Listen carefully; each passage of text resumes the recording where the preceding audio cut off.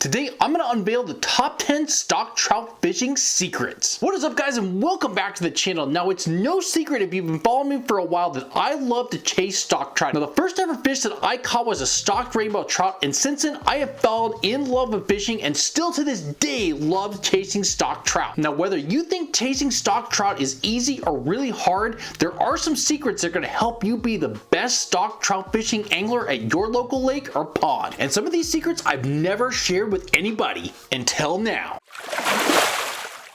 Now, starting with stock trout secret number 10, that's going to be fishing towards boat launches and bridges. High value target areas where the stocking truck is going to stock the trout. And on any body of water, whether it's a small pond, a lake, a little stream, or a river, there are going to be specific locations that the stocking truck is going to stock the trout. So once you can find high target areas where the stocking trout is going to show up, or if you've seen the stocking trout show up in specific areas, you know there's a pretty good chance that that stocking truck is going to stock fish there again year over year over year. And after the stocking truck does plant those trout, they're going to hang out there for 2, 3, maybe even 4 days. They get acclimated into the water temperatures, the new body of water that they're going to live in, and that gives you a really good chance to have a concentrated number of stock trout in a small location that you can go target really easily.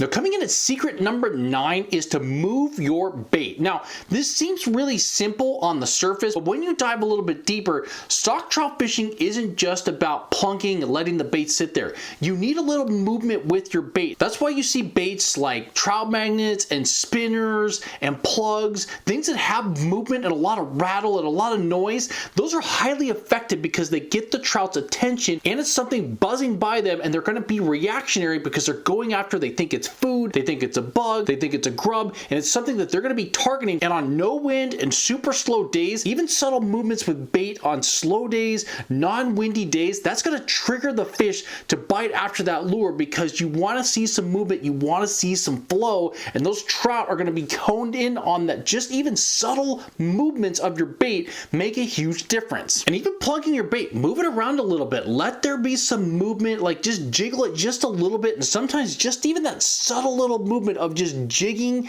and just moving that stock power bait just a little bit makes a huge difference. Now, coming in at secret number 8 is to visit your local hatchery. Now, this is something that as a kid, I actually got to visit local hatcheries near my area and go feed the fish, go see the stocking programs. It was just a really fun day as part of the grade school program that I was in about 3rd or 4th grade. And one of the things by visiting a hatchery is you can learn a couple secrets. One, what type of bait are they feeding the trout at the local hatchery? What color is the bait? What's the flavor of the bait? What's the size of the bait? And as a kid, my dad gave me this super secret tip, which is when you got some bait at the hatchery to feed the trout, don't give all the bait to the trout. Hold some, put it in your pocket, and then you could take it home, analyze it, see what size it is, what color it is, and then we would use those baits to go out and fish for stock trout at local lakes near that hatchery, figuring if that's what they're getting fed before they get stocked, we should feed them something very similar. So if you have a few bodies of water that you love to fish, find out which hatchery or the location that they get stocked from, and then go to that hatchery and find out what bait they're using, and that'll be the secret just for you.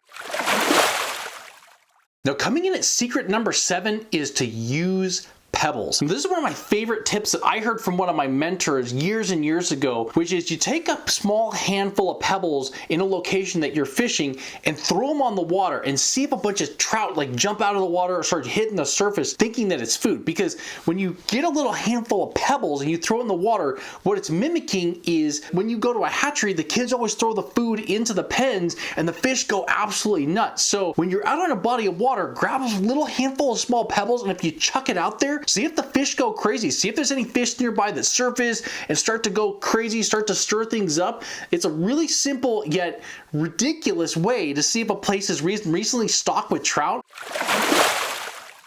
Now, coming in at secret number 6 is to use the stocking schedule to your advantage. Now, nearly every single state in the United States has a stock trout program, and a lot of states, including mine here in Oregon, post the stocking schedule on the Fish and Wildlife website. So if you have specific bodies of water that you love to fish, you can find out when they're getting stocked. Now, here in Oregon, they give us the week that it's going to be stocked, so not the specific day, because they don't want people camped out at location. They give us the specific week, but you can also search for every body of water that gets stocked throughout the year. And you should use this to your advantage to take kids out, know when to plan your trips out, whether it's weekend trips or weekdays, you take days off. If you want to hit the trout fishing hard, use that calendar to your advantage. And if you're really lucky with the trout stocking schedule, you may show up as the truck is there, and that's even better.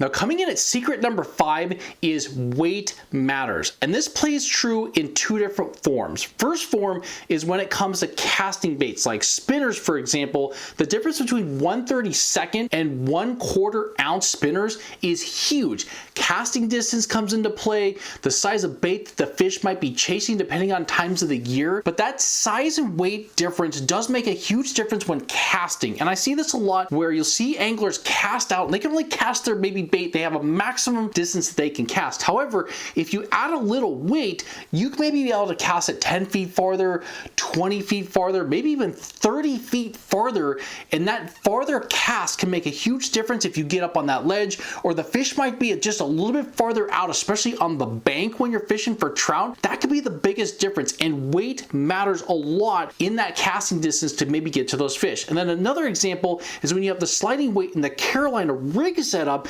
If you're plunking with bait, if you're able to cast out a little bit farther, you're going to have a huge advantage over other anglers because you're fishing different water that other anglers can't get to, and you might be able to fish a little bit deeper water and in places where the fish are hanging out where other people or other anglers aren't able to get their baits to. So my go-to when it comes to spinners is 1/6. I find whether it's on lakes or little ponds, little streams, 1/6 always does it for me, and it's just kind of a quick go-to. And then when it comes to plunking, I usually use 1/3 or even a half an ounce. And for me, there's one trout weight that I love, and that's Dave's Tangle Free. Dave's Tangle Free is lead-free weights. They're also color-coded on the outside. They don't hang up as easily, say, in rocks or bushes, and they're lead-free. So if you lose one, it's not going to be bad for the water or the environment. And so I would highly recommend, if you're looking for some weights, go with the Dave's Tangle Free. I'll leave a link in the description below, and you can get yourself hooked up with some really cool trout weights.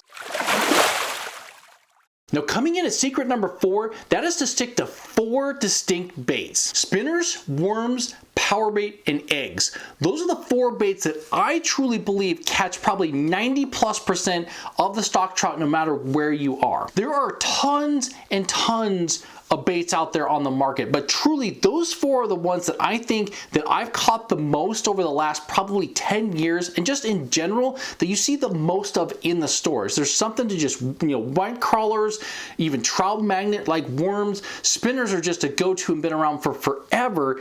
Eggs are just something that, again, something that trout absolutely love, and you can catch them in any type of water, any type of conditions, and use different types of scented eggs. And then my favorite, which is power bait. I mean, it's a tried and true when it comes to stock trout fishing. It's the easiest way to get kids into stock trout fishing. Put a little bit on their hook and cast it out. Again, it's trout fishing 101, but when it comes to catching stock trout, typically it's those 4 baits that catch the most fish. And if you're using power bait, try to keep the glitter off your face. I really do not want to have to explain that one to my wife again.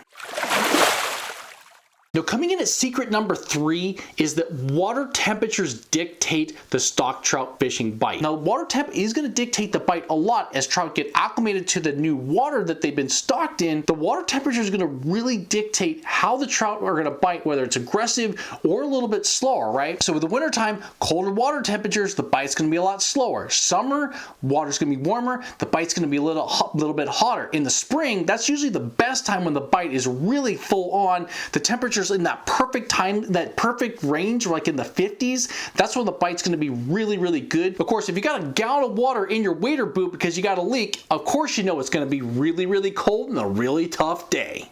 Do not ask me how I know. Now, coming in at secret number 2 is that observation is going to show you a lot of things. Now, what I mean by this is when you get to the body of water that you're fishing, take a look around and pay attention to see the surroundings of what is around you. So for example, when I show up to a place that has stock trout, I'm looking around for a bug hatch. I'm looking to see what's happening on the water. Is it windy? Is it super clear water? What's the water conditions look like? And then secondly, I'm looking down. And one of the reasons why I'm doing that is to see on the ground, are there leftover baits? Do people have power bait or eggs that they left there? Of course, I'm always going to pick it up because I don't want it to be in the water or they've left trash around. By seeing different baits and stuff that are on the ground, you can kind of tell what people have been fishing more recently, and that could give you a little bit of a clue in a sense as to what to throw, or maybe not to throw if they've been using it and getting absolutely skunked. But it gives you a little bit of an idea of what has been fished more recently as you've been there, and you can start to put that game plan together. Those conditions, be observant of what's going on, whether you've got clouds coming in, if the barometer or the temperature drops very suddenly, that's going to change the bite drastically. Just be observant and pay attention on what's going around you, and it's really going to help you understand how to be a better angler and also help you catch more stock trout at the end of the day by just observing all the little things day in and day out. So now that we've gone to secrets 10 through 2, what's the number one stock trout fishing secret? The number one secret is stock trout fishing is the best. It's the way that I got into stock trout fishing, and a lot of anglers and a lot of young anglers get into fishing for the first time. And I just love it. Even to today, it still brings me joy and excitement, and I love to just catch fish. And the secret is fishing is fun. Take somebody stock trout fishing, take a kid, take a relative for the first time, just enjoy it. Just get out there in the outdoors. And stock trout fishing can get you into a lot of other different fisheries and potentially creating a passion for fishing for life. And there you guys have it, the top 10 stock trout fishing secrets. I hope you guys got some great information and some secrets today that you're going to take to the water the next time you head out there and catch a lot more stock trout. And if you guys are looking for more stock trout fishing information, I got a video right here that goes through the top 10 baits that you can use to catch stock trout.